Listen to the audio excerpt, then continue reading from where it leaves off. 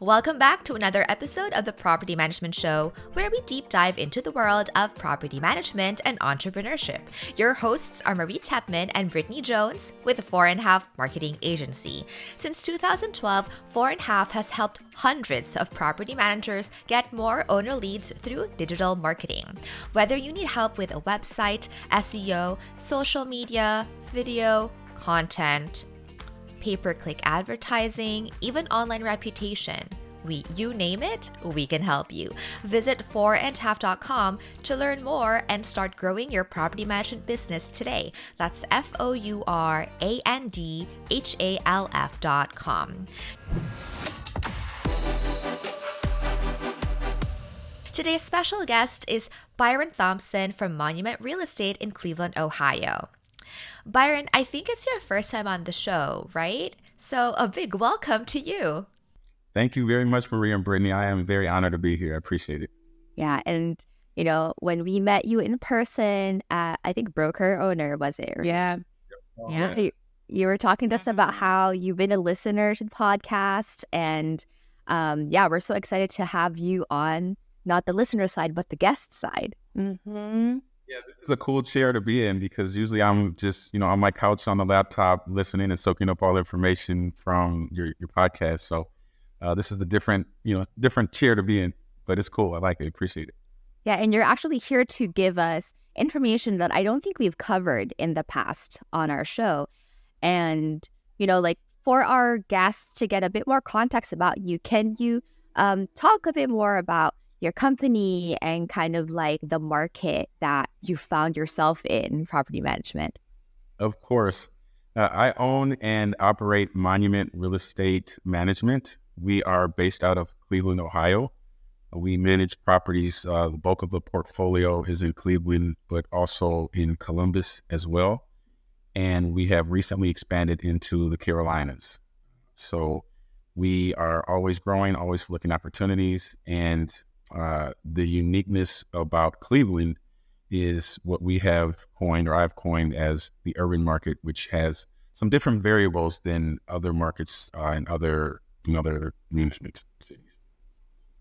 Yeah, and speaking of like Cleveland being different, you recently finished your book all about investing in the urban real estate market, which is not typically the market that all the influencers and all the speakers talk about when it comes to conferences or podcasts. So, it's like the road less traveled.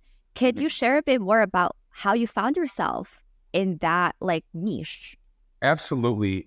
Really began in 2016. I got my realtor license and was kind of fortunate to immediately start working with investors that had a very turnkey program.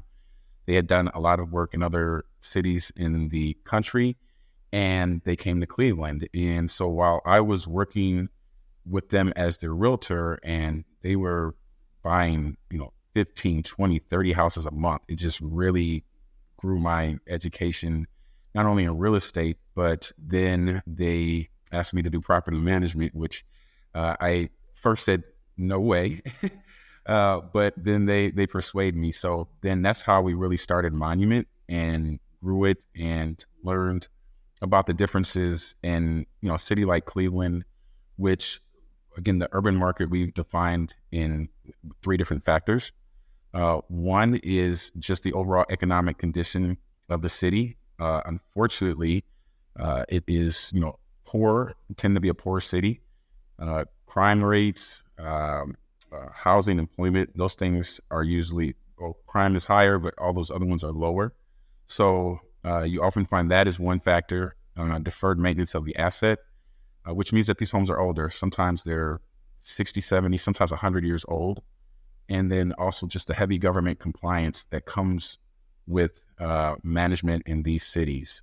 So you have more Section 8 inspections, sometimes more transient and more evictions. So you have to learn how to navigate through all of those variables. And we've identified and done our research on similar cities like Birmingham, like Memphis, like Detroit. So all of these are very similar but also have, their own unique set of challenges when it comes to management and investing.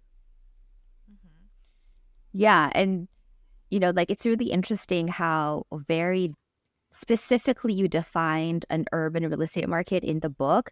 Because, I'd been in this space for a while, and much like you mentioned in the book, my definition of urban was pretty much kind of like based on crime. And I really like how specific you were in defining like, well, what the qualities are really for it to be an urban real estate market. And a big part of that is like C&D properties, right? Mm-hmm. And so one of my takeaways from the book was that, C&D properties are kind of like stocks, high risk, high reward, whereas A and B are more like bonds, which is like slower yield, but you're a lot more safe in your asset. And so I've heard a lot of speakers in the past talk about, focusing on A and B is better because you have less headaches, you have less risk, you have less danger for your staff. And so you are specializing in the urban market. You wrote a book all about, focusing on that area. What makes these urban markets lucrative for, first of all, property management, and then lucrative for investors? Yep.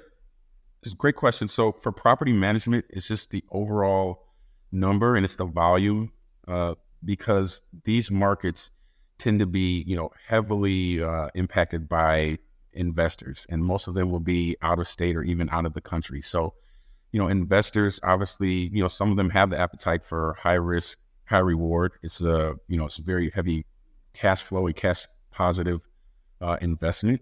So that's what makes it attractive as a property manager.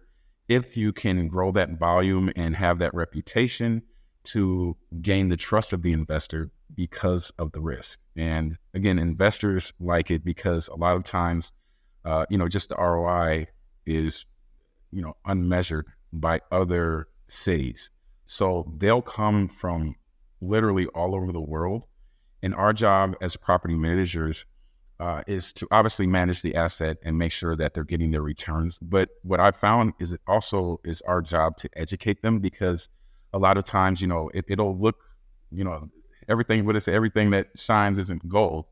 And there are a lot of people, that will just sell you a property and then you'll never see them again. But, as the property manager, we're here with you along this entire real estate journey. So it's about educating and making sure that we provide the right expectations for all of our investors. That's great. And so I remember reading in your book that the low prices of the properties in these markets really attract investors that want to make a quick buck. And so how have you dealt with those people with basically the wrong mindset when coming into real estate investing? What we have decided to do was keep them informed as much as possible. So we have quarterly, assessment reports, and really show them about their asset, show them, again, the deferred maintenance. And we get into it in our book. Unfortunately, a lot of times these investors don't do their due diligence. And so what we want to make sure is that they, have every detail that they need, not only about the asset itself, but about the market and about the conditions. And then we can talk market trends. So we really try to dive deeper than what we say property management 1.0 is, collecting rent and, handling work orders. But let's show you how that asset is going to perform over the next 5 years. Let's talk about where, other areas close by that are up and coming. So that's how we try to approach it and keep them one step ahead of the game. And so have you had to let go of some owners because they're too stubborn? How'd that go? I don't know one property manager that hasn't had to let go of someone. So that is one thing that I've really been, I appreciate as my growth has happened over these last several years, is the power of saying no and the power of really learning and knowing your client. And that is one thing that as a team, we really focused on over the last couple of years, is knowing our ideal client. And we really have a good grasp on that right now. So short answer is yes. And we've gotten really good now that within maybe, the first 10 minutes of of a sales call, just letting them know that we might not be the best fit for them. And we understand that we might not be the best fit because we have streamlined a lot of processes. And again, that goes back to, that volume game that we would like to give the best service to everyone. But we know our model works when we have very streamlined processes and automation. Would you say that that's the processes is why the biggest reason you churn away people or fire them, or however we want to say it, because they don't want to follow like your rules, or I don't know, the standard process? I hate to say it like that. I think that it comes down to expectations, and what we try to do is set those up front.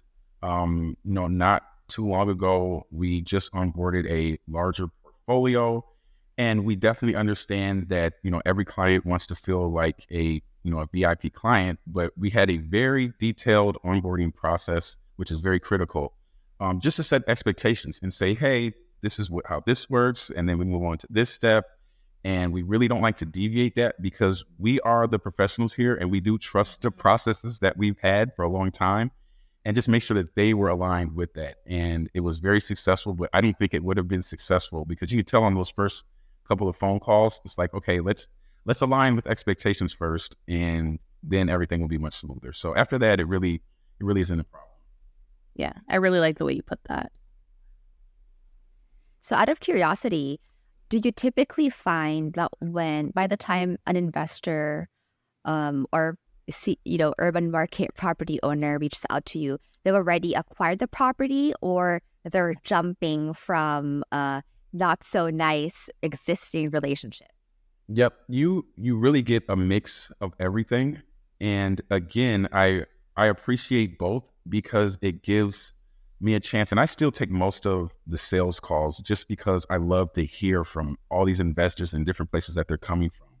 So for the investor that is very new to the market or hasn't even acquired the property yet, we can show our resourcefulness by aligning them with real estate agents in our brokerage.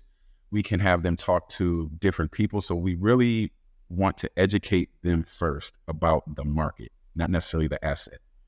For the investor that is transitioning, with an asset that's already occupied or that already has the home, that is more about the asset. So we really want to, before we onboard it, we want to go in there. And this is a mistake I made way a long time ago. It was fun to just take on any property, and then you realize, right, there's a water tank missing, and there's a tenant in there, and that's a whole bunch of liability issues. Right. So then it's more about the asset and saying, hey, do we really want to take this on? Or if we take this on, here's some issues that are going to need to be addressed in this 30, 60, 90, 180-day time frame. So that's kind of the difference, but it's really a mix of everyone. Mm-hmm. That's really great. And then one of the insights that really resonated with me was the idea that different people define wealth differently. Mm-hmm. And I've always believed in that old saying that you need money to make money, right? Mm-hmm. And then reading your book, you were very firm with how that's not necessarily the case. So, do you mind sharing with our listeners kind of like that insight, and what led you to that insight, and why why that is such a big part of kind of like how you look at real estate investing? Yeah, I really believe that it all comes down to defining what you want first, and knowing yourself and knowing your temperature for things. And then the very next thing, and this may be a cliche, but what has helped me is just the relationships that you can build. And it is amazing that as you just put things out there to the universe, as I say, you talk about it or you build it, it'll come. And to me, that's where the wealth mindset starts, is just believing that anything is possible.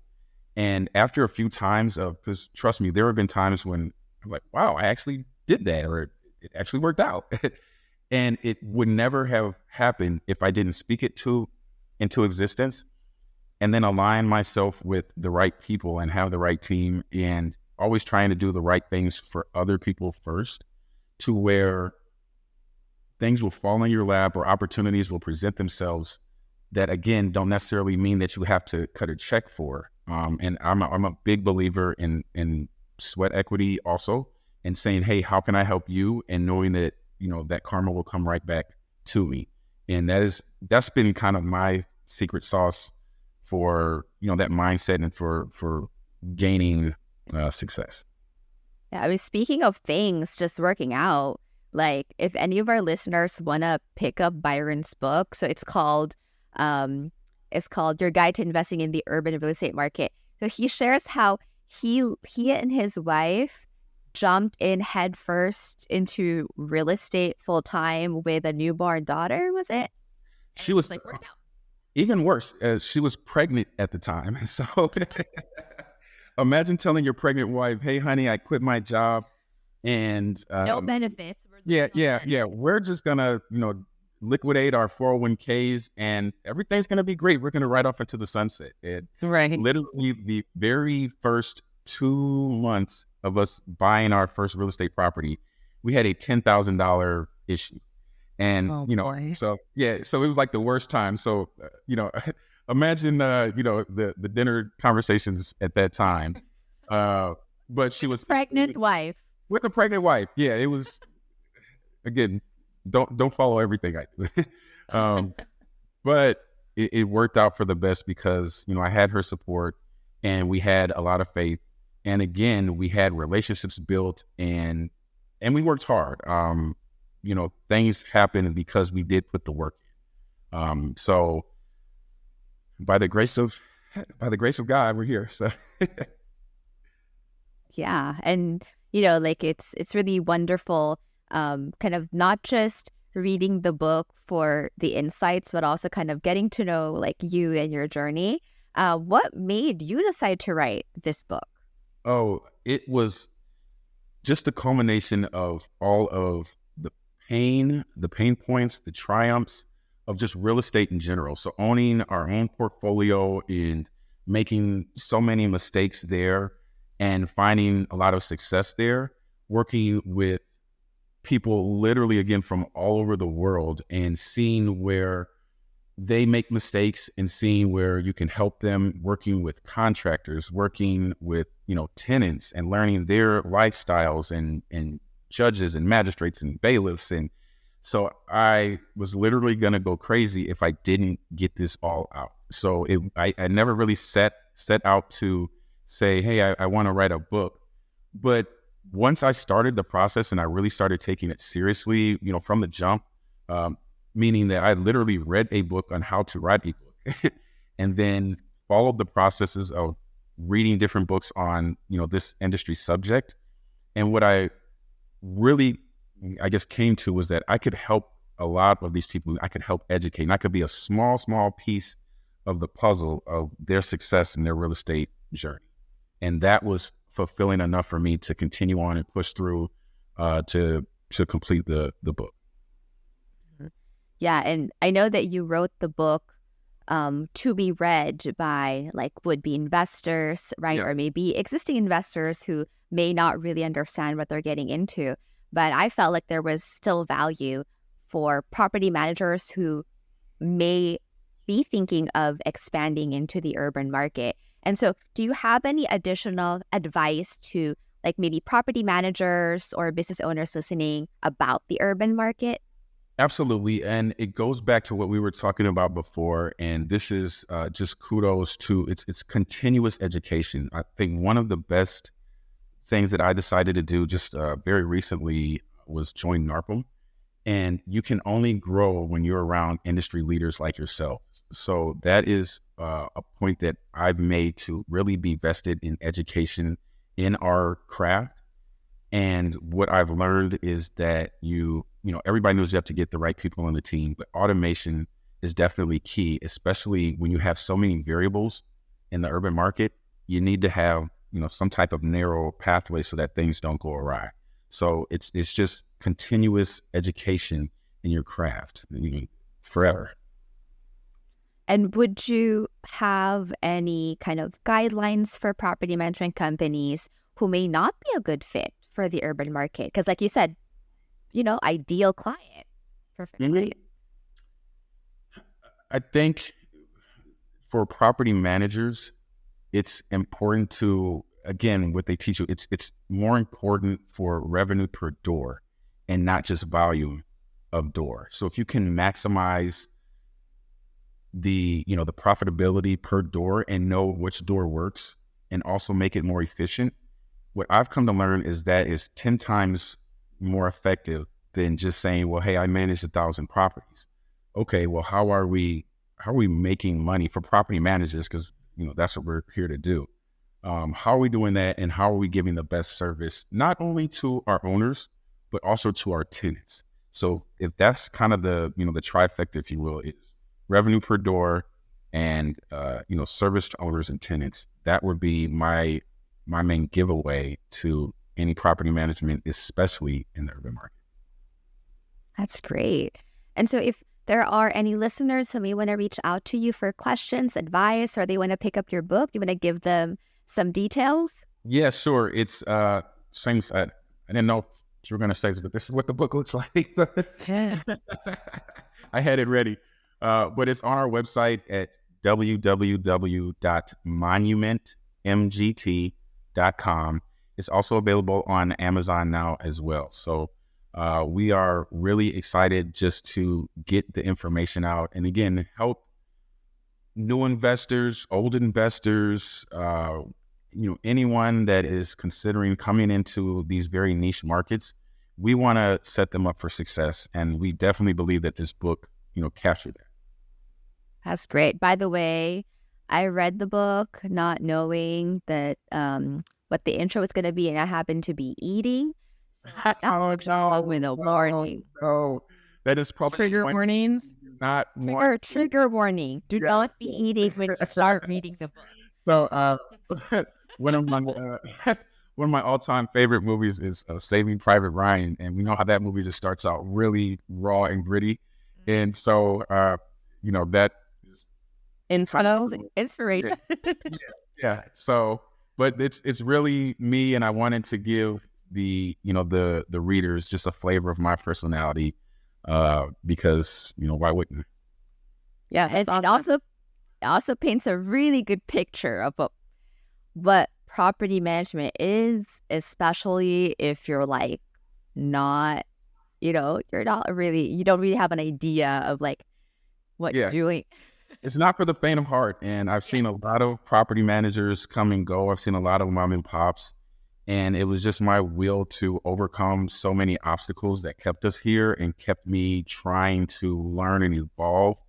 And it was with my team, and I'm really proud of that, how we stuck to it and kept going and made mistakes and corrected mistakes. So that's what I'm all about, is just progress and keep going. Endurance. That's great. Really appreciate you being our guest today, Byron, dropping all of those insights and sharing a bit more about, your experience and your company and your book. Thank you so much. I am very honored to be on. I watch you two all the time. You have one of the best podcasts out here. So thank you very much for having me. Thank you. Thank you. Yep. And that's all we have for this episode of the Property Management Show, brought to you by 4.5 Marketing Agency. Since 2012, we have helped hundreds of property managers like you get more owner leads through marketing. From websites, SEO, video, content, online reputation, pay-per-click ads, social media, you name it, we can do it. Visit 4andhalf.com to learn more. That's FOURANDHALF.com. If you have any questions, suggestions, or feedback, feel free to reach out to us by emailing marketing@4andhalf.com. If you enjoyed this episode or you're enjoying our podcast in general, go ahead, show us some love by going on to your favorite podcast app and leaving us a rating or review. Thank you for listening, and we'll see you next time.